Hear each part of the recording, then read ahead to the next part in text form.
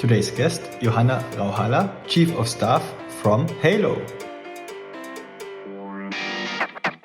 If you want to be in this type of a startup, scale-up growth company, maybe then a mature company, also a global company, one thing to kind of be, I think one thing to think about is the kind of how well you adapt to change.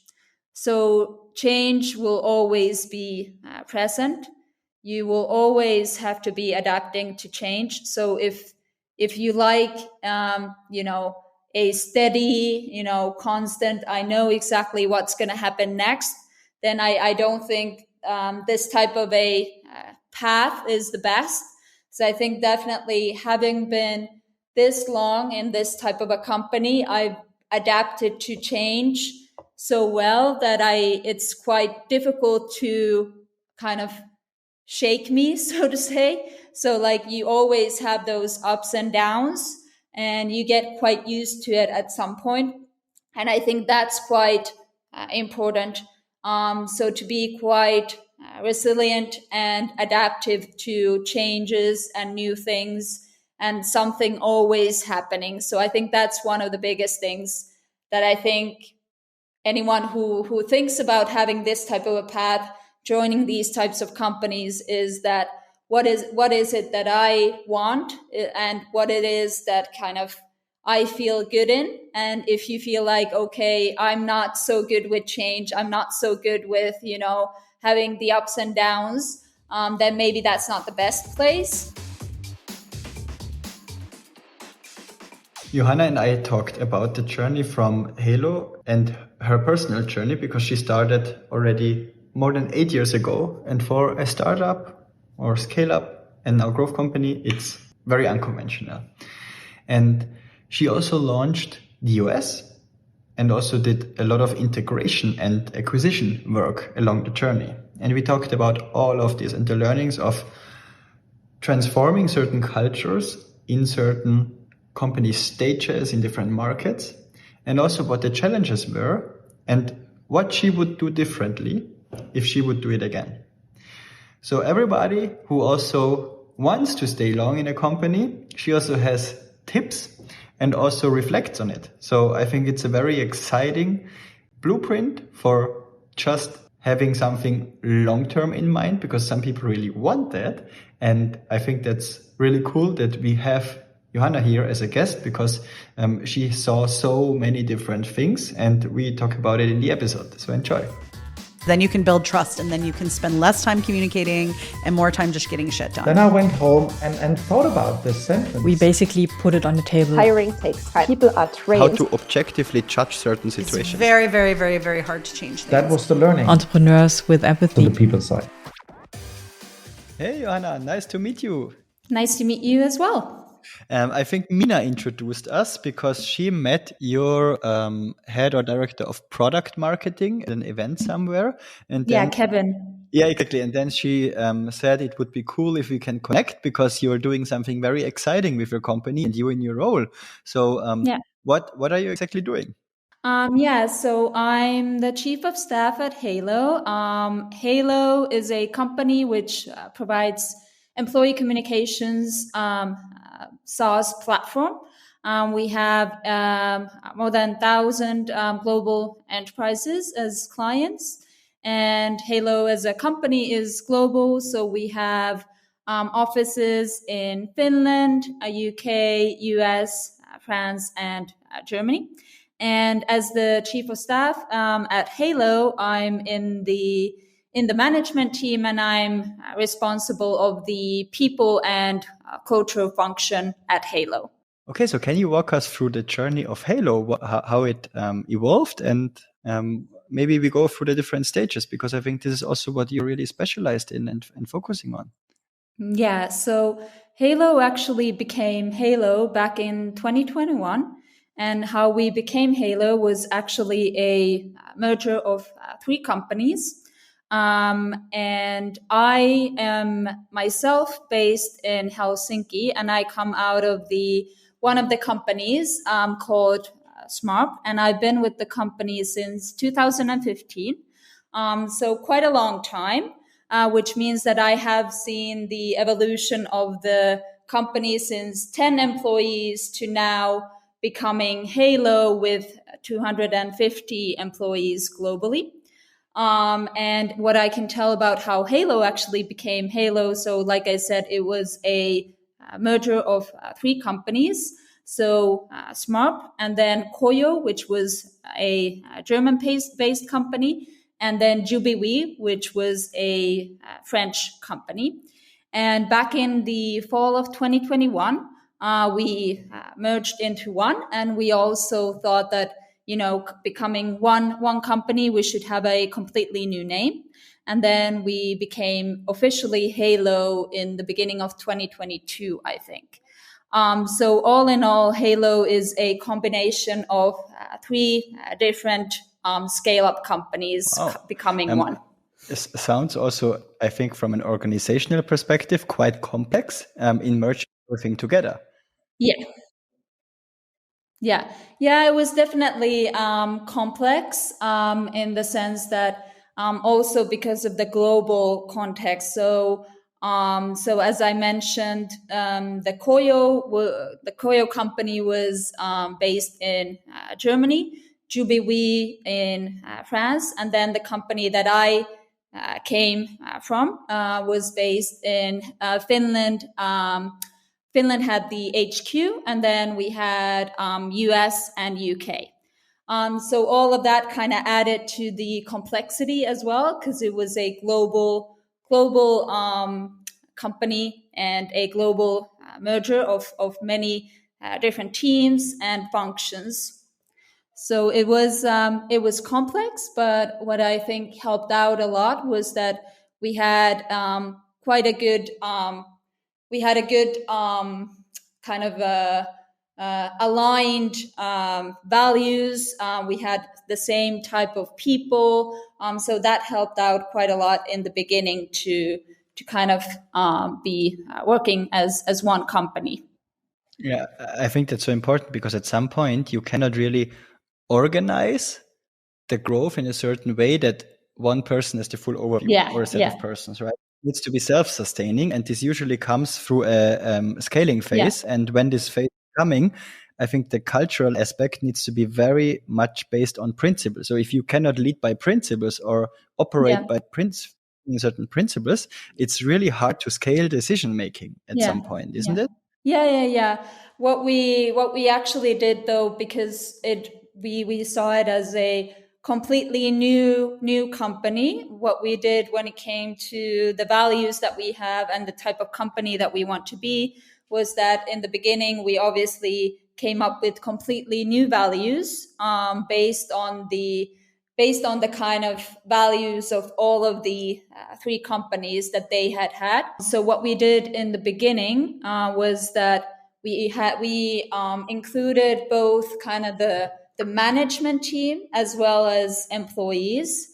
So we had different sessions, and we actually also had someone outside of the company come and host those sessions. And what we did with the kind of management team was that we outlined what we saw should be the values, and that was essentially also based on the old values of all of the 3 companies that we had. And we came up with kind of the set of values that we in the management team kind of believed in and thought would be something that should guide us as a company.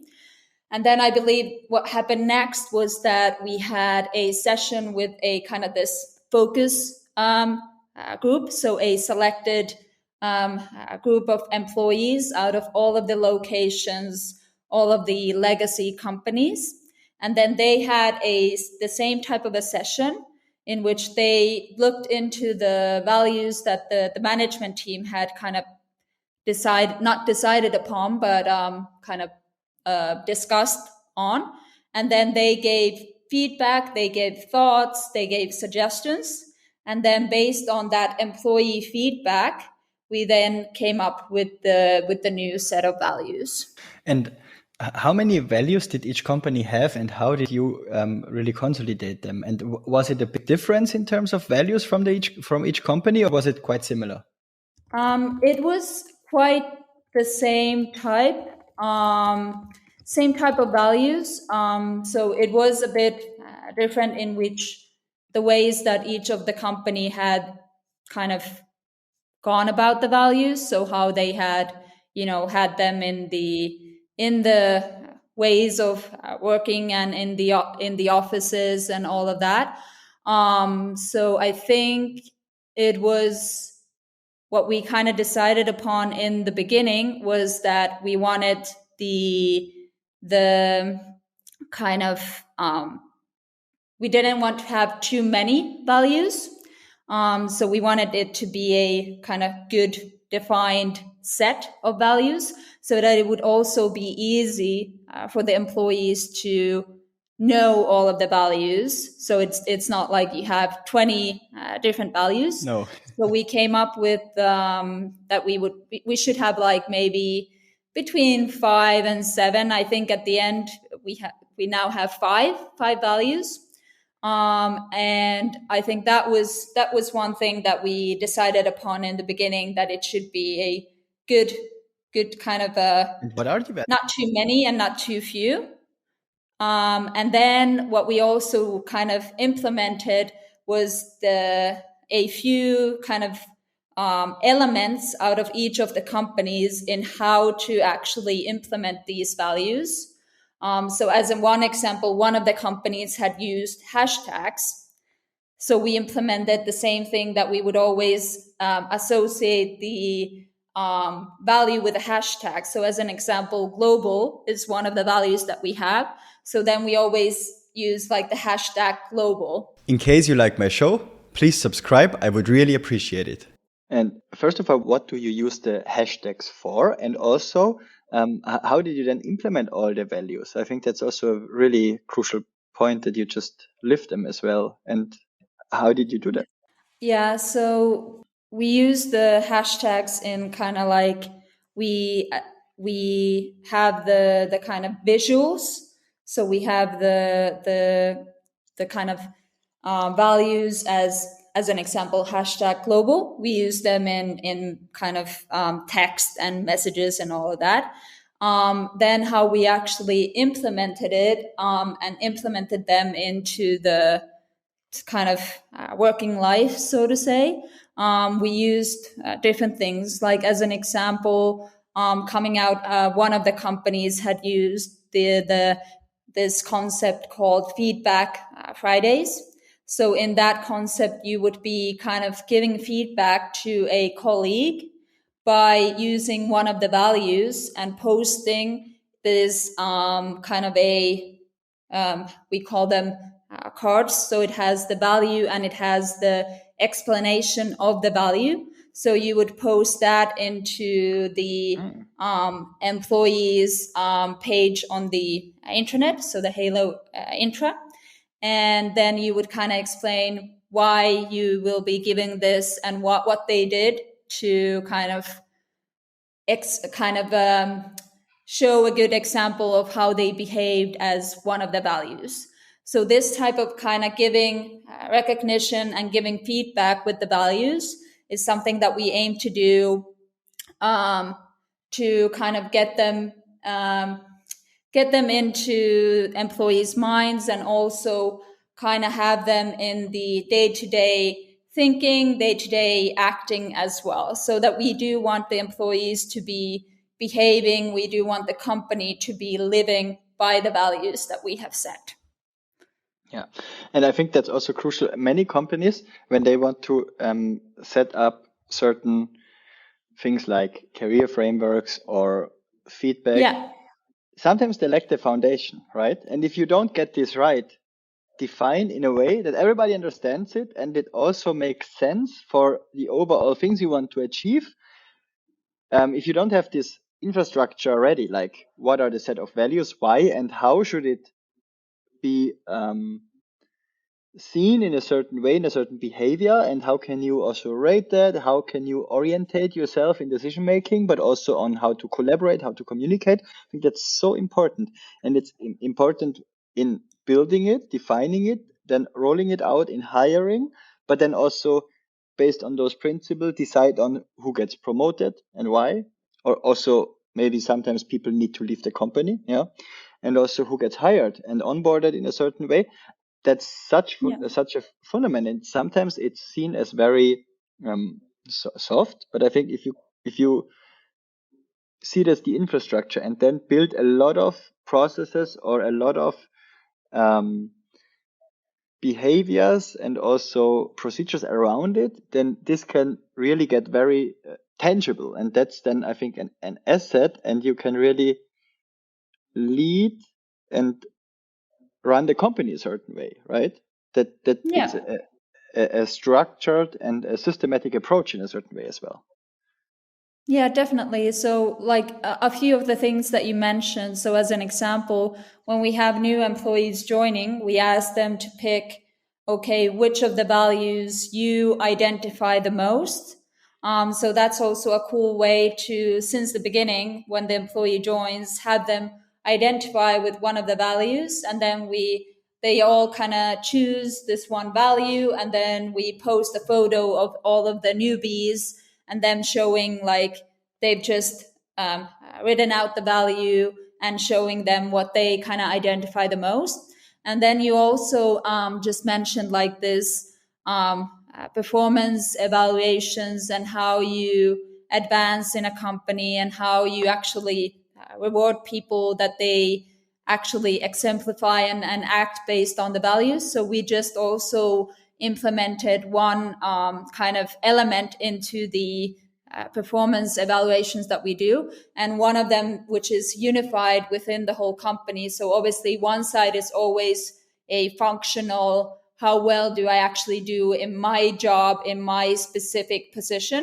So that's one side of the evaluation. But what we then unified to the whole company globally is this evaluation template, which is based on the values that we have. So which ways do the employees act based on the values? And we have different kind of competences and behaviors. And then based on that, also the kind of example text of what it is if an employee is, exceeding expectations. So essentially what we did was also a value-based performance evaluation template / kind of element, because we specifically want that the employees get rewarded and they get feedback, not just on how well they do in the position and the functional kind of skill set that they have, but also how they act and how they behave based on the company values. I also saw it in one customer of mine where they had an ABC model. It's called, I think it was achievement, B was behavior, and C was, I guess, collaboration. These were the 3 attributes where they rated in performance reviews on how people should be rated, and also to these 3 attributes, also bringing in the values. That you had a matrix, and then it was quite guided for also the employees on how to on what to expect, but also the management teams, and also for peer reviews on how to rate and how to review this. So I think it was always a challenge. So for me, I was happy to get the tools, but to be honest, in reality, if you have a team of, I don't know, maybe some companies, they have managers with 30, 25 direct reports because maybe they could not hire team leads or something changed, and on the interim until somebody is coming, this happens, right? And if you then need to do reviews, or sometimes there's also a skip level review, if you have a lot of responsibility in terms of numbers of team members in your scope, this can also get very, very admin heavy, and people just don't get it done or just do it very, very fast. And therefore, I would have 2 hacks. One, also enable yourself with ChatGPT because it really helps to formulate it in a nice way.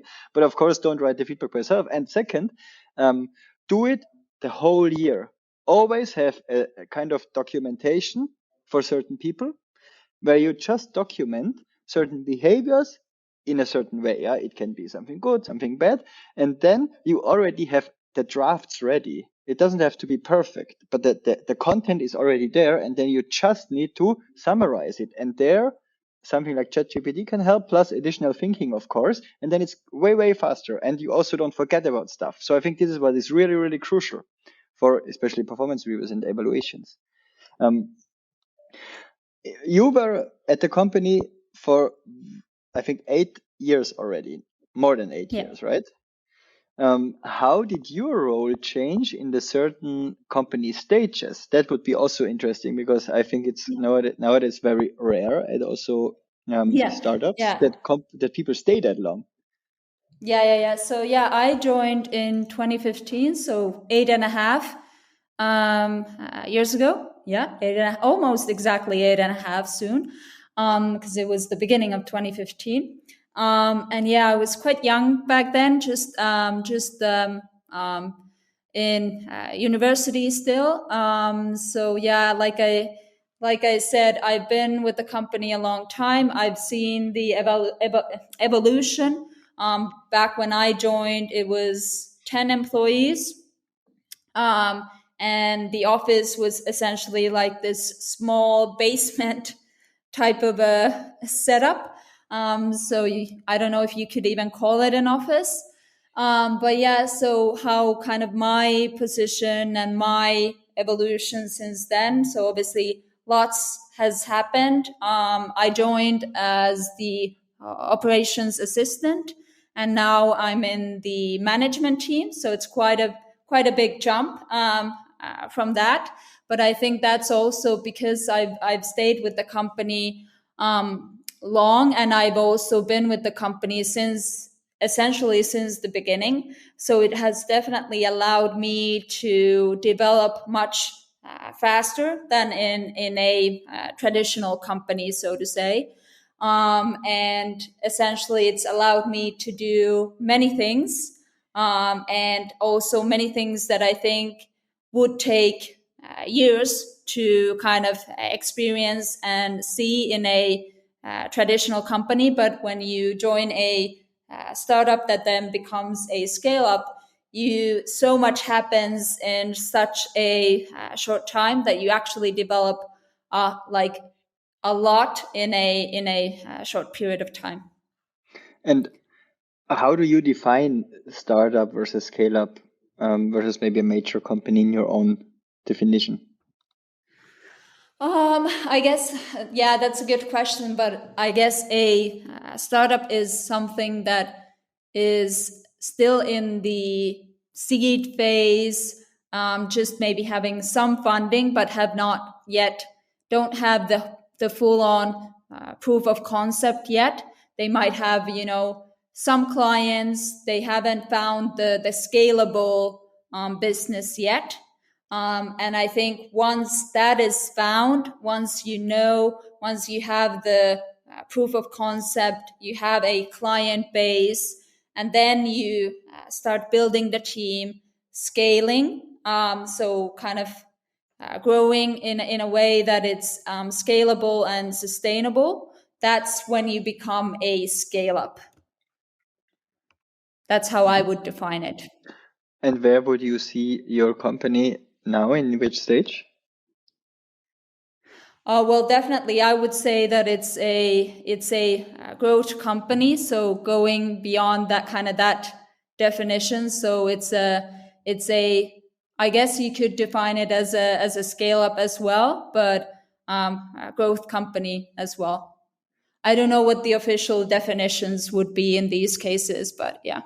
Yeah, I also don't know. I also hear different things all the time, and I think we also have different offerings for scale ups and startups. But sometimes a startup is already way further than a scale up in terms of maturity. It also, I think, depends on who is founding the company. Yeah, what I can see, if there are founders who already have scaled a company to a certain way, they are way more thoughtful, way more proactive, way more faster, way more proactive. And also, if they get venture capital, they know how to invest the money in the right resources at the right time. Yeah.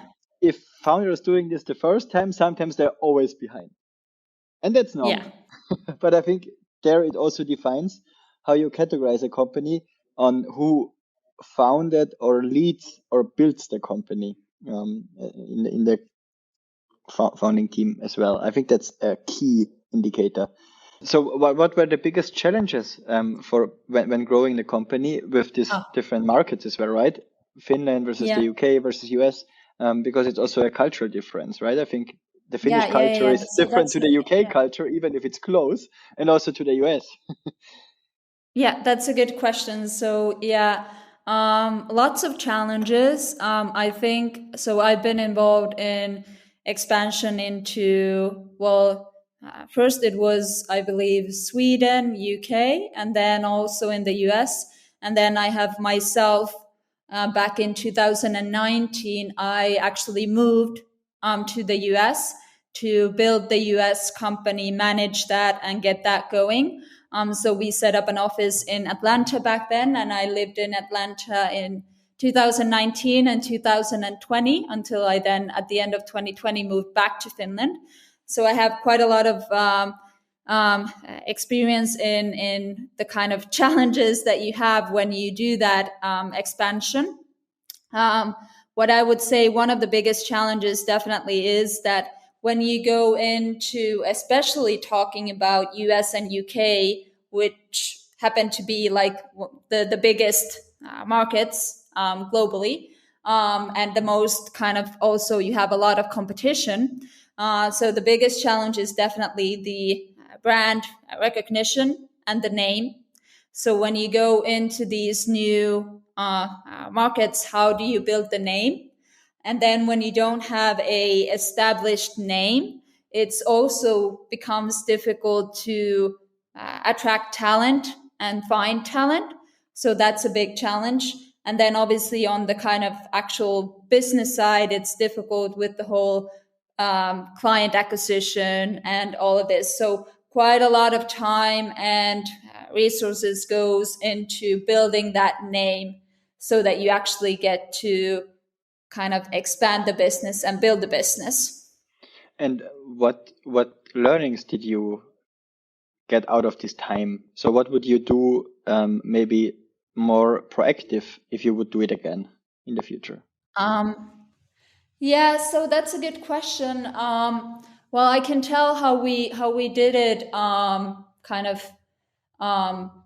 So as an example, with the U.S. expansion, one thing is also to think about in which, if we look at the whole kind of, not just the talent side of things, but also how much it costs to build a business in these locations. You might want to think about the actual city. So as an example, we set up an office in Atlanta because that was not as expensive as maybe New York and Chicago and all of these big cities on the East Coast. So not as expensive, but also massively kind of massive amounts of good talent, especially technology and tech talent. And then also it's then kind of, you don't have as much competition on the talent side, so it's easier to find the best people in these places. So one of the things that we kind of learned was to actually think about these things and not just go to the first location that comes into mind and the location that all of the kind of rest of the companies also go to. In case you have any feedback or anything you want to share with me, please send me an email on thomas@peoplewise.com or hit me up on LinkedIn. And in case you really enjoy the show, please subscribe. I would really appreciate it. Yeah, so I understand that. So having a smart analysis on what are the levers, and also that you don't bite something what you cannot chew, right? Because this is also something I think what companies underestimate. Okay, so if you would recommend certain things for the listeners, what they can take away when staying long with a company like 8 years? What would be your tips? Yeah. I think if you want to be in this type of a startup, scale up, growth company, maybe then a mature company, also a global company, one thing to kind of be, I think one thing to think about is the kind of how well you adapt to change. So change will always be present. You will always have to be adapting to change. So if you like, a steady, constant, I know exactly what's going to happen next, then I don't think this type of a path is the best. So I think definitely having been this long in this type of a company, I've adapted to change so well that it's quite difficult to kind of shake me, so to say. So like you always have those ups and downs and you get quite used to it at some point. And I think that's quite important. So to be quite resilient and adaptive to changes and new things and something always happening. So I think that's one of the biggest things that I think anyone who thinks about having this type of a path, joining these types of companies, is that what is it that I want and what it is that kind of I feel good in. And if you feel like, okay, I'm not so good with change, I'm not so good with, having the ups and downs, then maybe that's not the best place. But I think it also should keep in mind that these growth companies like Haiilo, it gives you excellent opportunities to develop yourself and kind of grow within the company as well. So while the company evolves, while the company grows, you grow with it. So as an example, I don't see that I could have had the same type of a path in any kind of other company. So as an example, like I explained back in 2019, I was given the responsibility to go and open and manage the US function. So one of the most important markets in any company. So I don't think something like that would be possible in a traditional business, but it is possible in this type of a company. But then it also obviously comes with the side effects of the having quite a lot of change and having quite a lot of ups and downs. So it's all about what you like and what you enjoy the most. What are the ups and downs you had in the US? In the US? Yeah. Well, that's quite many, but obviously, it's quite challenging to build a business. So, as an example, in the beginning, we hired people. They didn't stay. They weren't the best ones. Quite a lot of change in the beginning with the team. Then also just having challenges in just establishing the business itself. But once you get that going, once you get the kind of first customers, you get the team built, then it kind of you see the success. It feels quite good having had those challenges in the beginning. Cool. And any recommendations on a guest I should interview next that you know and I don't know?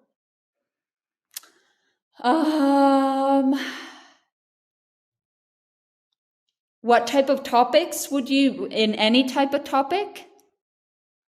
Yes, somebody who has a certain perspective on everything related to maybe management leadership in a certain function or in a certain company stage.